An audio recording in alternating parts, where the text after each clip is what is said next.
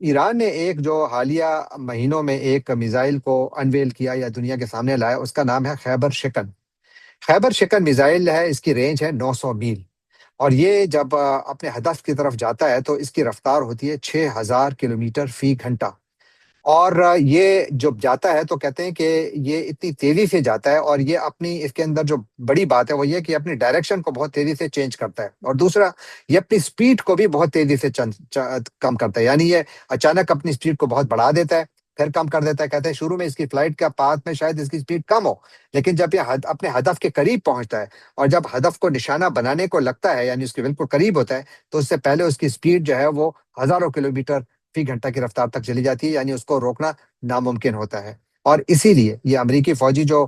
Jordan میں انہوں نے اپنی جان گنوائی، اور وہ کہتے ہیں کہ اس کی وجہ بھی یہی تھی کہ امریکی ایئر ڈیفنس سسٹم جو خیبر شکن میزائل ہے اس کو روکنے میں ناکام رہے۔ خیبر شکن کے بارے میں کہا جا رہا ہے کہ ایران کے پاس یہ کم از کم 2500 ہیں، اور کہتے ہیں کہ ایران کے پاس اس کے پوری فیکٹریز جو ہیں وہ انڈر گراؤنڈ ہیں، اور وہ اس وقت بھی 2500 تو یہ ہیں جو کہ آج سے چند ہفتے پہلوں تک کا اندازے تھے۔ اس دوران انہوں نے اور کتنے بنائے ہیں، کتنے ان کے آرسینل میں اور ہیں، یہ کسی کو معلوم نہیں۔ ایک اور چیز جو ان میزائلز کے بارے میں کہی جا رہی ہے، وہ کہتے ہیں کہ ان کو لانچ کرنے کا طریقہ بہت زیادہ آسان ہے، یعنی دوسرے میزائلز کو لانچ کرنے کے لیے آپ کو زیادہ لمبے پروسیس سے گزرنا پڑتا ہے، کیونکہ اس کو فیول کرنا پڑتا ہے، کافی کچھ کرنا پڑتا ہے، لیکن ان میزائلز کے لیے ایسا کچھ نہیں ہے۔ ان کو سائلوز سے نکالا جاتا ہے، یعنی ان کے جو جہاں پر گودام ہے وہاں سے نکال کر لایا جاتا ہے اور ان کو فوراً فائر کر دیا جاتا ہے۔ تو جو امریکی